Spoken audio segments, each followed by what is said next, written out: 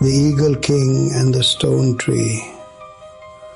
Long ago, beyond the dunes where the desert met the mountains, there lived a warrior king known as the Eagle King. He wore a crown of iron thorns, and a great bald eagle never left his side. The people admired his strength. They said he could cross a valley in a day and defeat 10 warriors before sunset. But the Eagle King had one weakness. He hated waiting.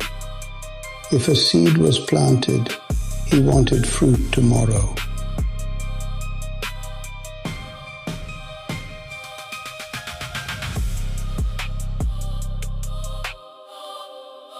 With that being said, we know patience is a virtue.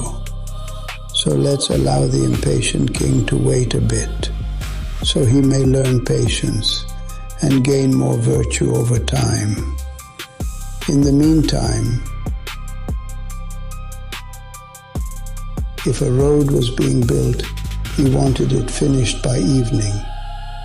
If rain clouds gathered, he demanded they release their water at once. Celestial clouds of mist and dust, I command you to release your waters. Don't cause my people to return to the grounds of our fathers, after we have thrived here between the mountains for generations. You mustn't taunt us. You heard my command. Release your waters at once. One year, a terrible drought struck the kingdom.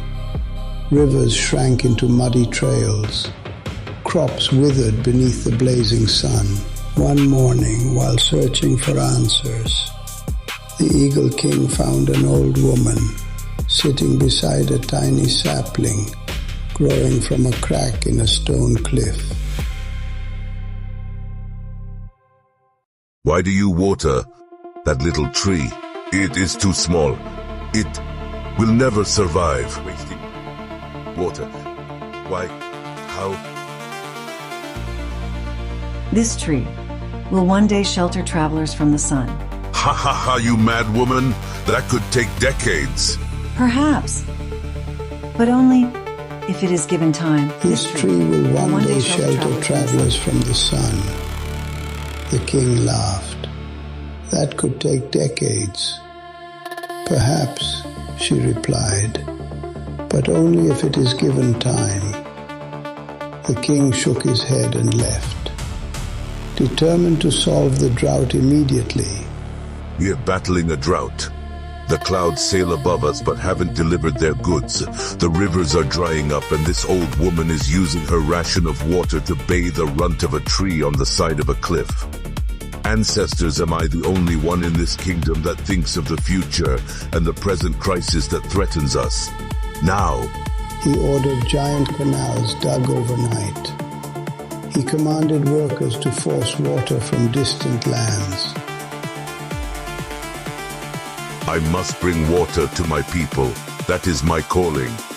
That is my purpose at this time. We will lead the water to us. Maybe it doesn't know the way. Our people will no longer thirst because the Eagle King has become the bringer of water. Why wait for the stubborn rain? I bring water from the very ground our ancestors lay. We must move quickly.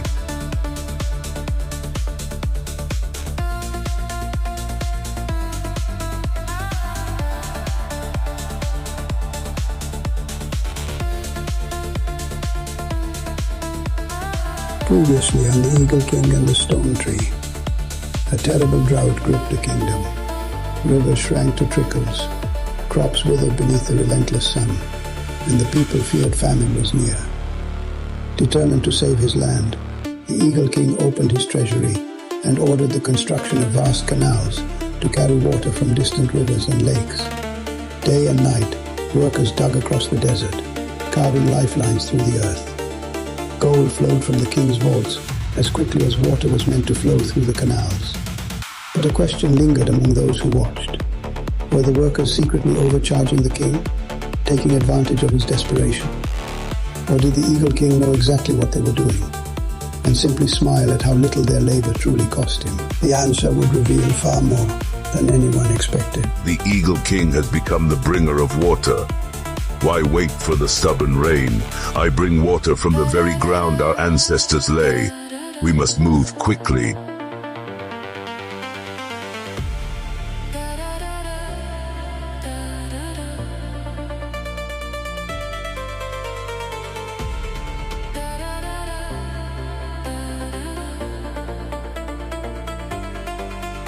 O great king, live forever, have us work forever. Well, I mean until you run out of treasure. You're spending time, energy, and money to make water. Rock and earth bend to your will and move according to your timing. Okay, as long as you think it's worth it. I'm here to take your wealth, and of course, I brought all my tribesmen with me. You stubborn, impatient man, give us all your wealth. Now, quickly. If you could only hear my thoughts, mighty Eagle King, bringer of water and gold. Wow. How much more do you have? Or do you?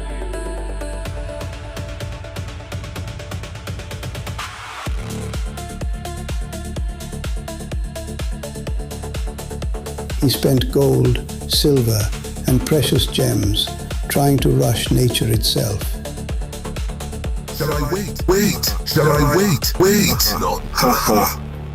Not. Every plan failed. The canals collapsed.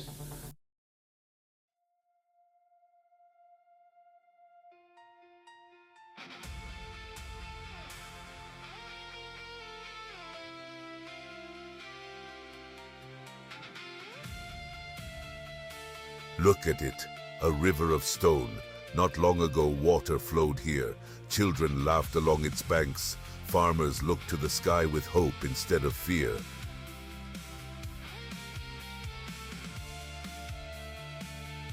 When the drought came, I swore I would save my people.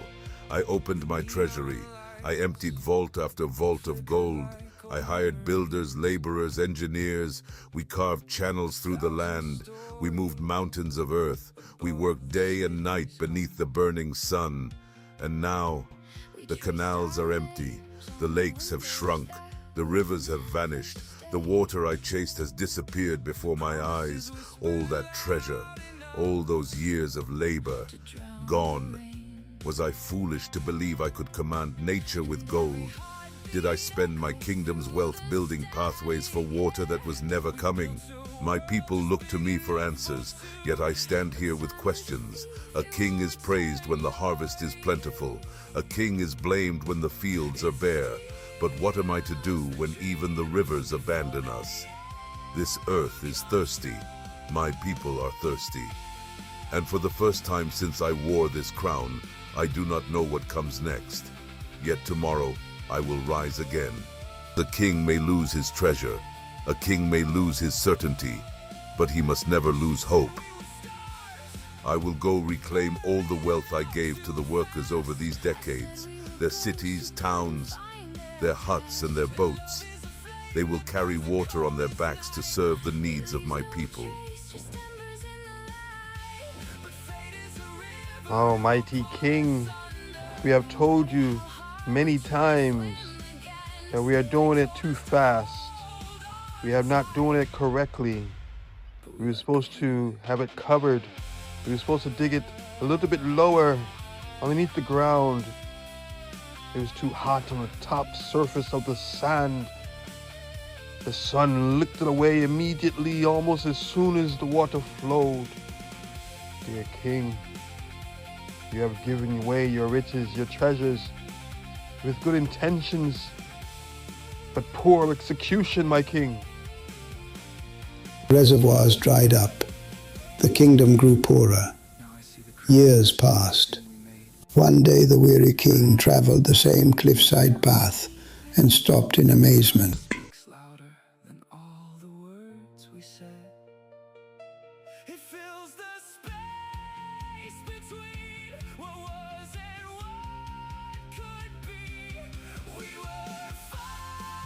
The tiny sapling was now a magnificent tree. Its roots had split the stone apart. Its branches stretched wide, casting cool shade across the desert. Birds nested among its leaves, and travelers rested beneath it.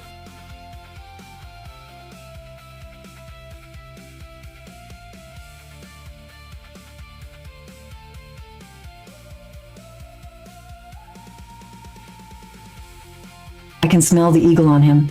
The king approaches.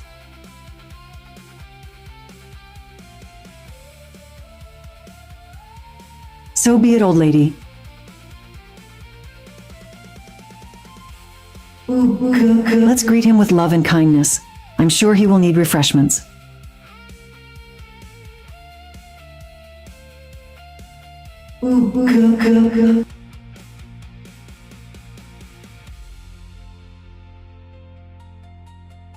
How did it become so strong?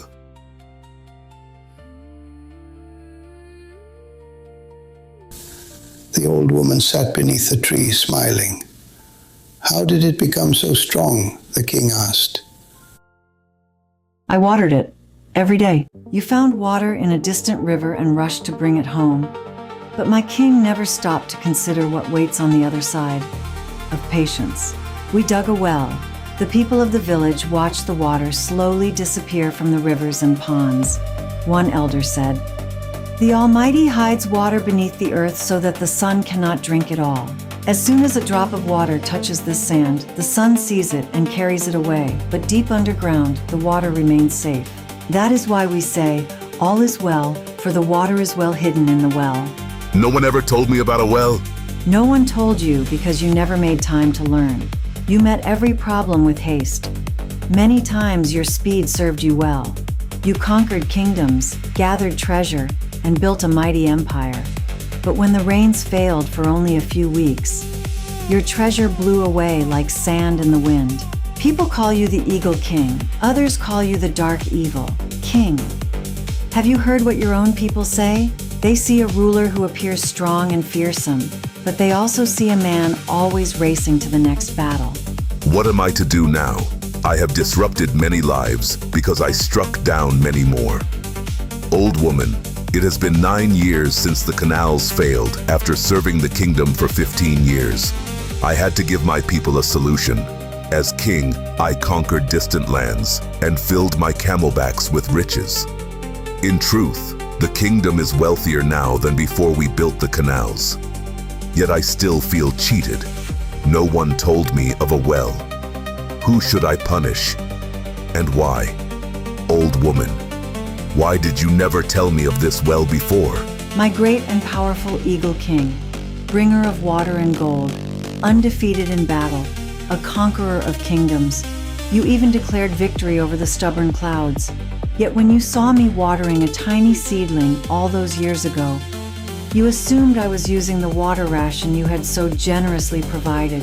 You asked me why I was watering the tree, but you never asked me where I got the water. And because you never asked, I never had the opportunity to answer. Sometimes, my king, wisdom is not hidden. Sometimes wisdom is simply waiting for your permission.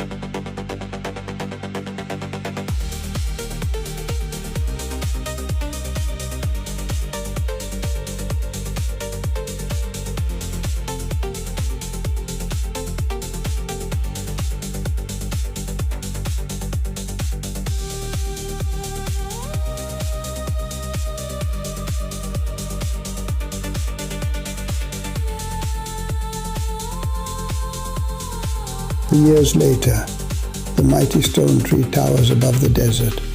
Its roots run deep beneath the sand. Travelers rest beneath its shade. Birds nest among its branches. The Eagle King often visits the tree and sits quietly beneath it. One morning, the king walks through the village. He hears shouting. A young farmer stands beside a small patch of dry soil. Nearby, several villagers watch him argue with an older farmer.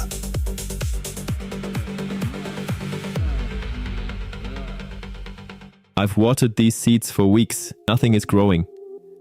The soil is useless. The seeds are worthless. I'm done with this. The young man grabs a shovel and begins digging up the field.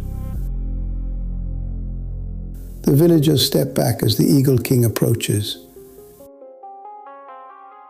Why are you destroying your field? Because it has failed me, my king. I have worked every day and received nothing. How could you receive nothing? The king kneels and scoops up a handful of soil. Tell me, how long ago did you plant these seeds? 30 days ago. 30 days? Yes, my king. Surely that is enough time. There was a time when I believed 30 days was a long time. What changed your mind? I once spent mountains of gold trying to force water across the desert. I rushed to solve a problem because I could not bear to wait. I built canals. I commanded armies. I moved rivers. And in the end, the desert taught me a lesson. Not every problem is solved by speed. Not every answer comes from force. Some things require patience. The king looks toward the distant stone tree. Do you see that tree? Everyone sees that tree. Once it was smaller than your hand. An old woman carried water to it day after day, year after year. Others laughed at her. Some said the tree would never survive. But she continued. Not because she could see the tree it was, but because she could see the tree it would become. So you think my seeds need more time? I think your seeds are busy doing what seeds do, growing where you cannot see them. The roots grow before the branches, strength grows before success, and wisdom grows before understanding. Many people quit when the roots are still growing. Then I will wait. The king places a hand on the young man's shoulder. Do not merely wait, work, water, learn, observe, and be patient. Patience is not doing nothing. Patience is continuing to do the right thing while time does its work. The villagers smile. The young farmer sets down his shovel. Months later, green shoots emerge from the soil. Years later, the farm becomes one of the most prosperous in the kingdom. And whenever anyone grew frustrated by slow progress, they would point to the great stone tree and remember the words of the Eagle King. The roots grow before the branches. The work comes before the reward. Be patient with the things that take time. The stone tree stands tall in the desert sun. The Eagle King rests beneath its shade, older, wiser, patient.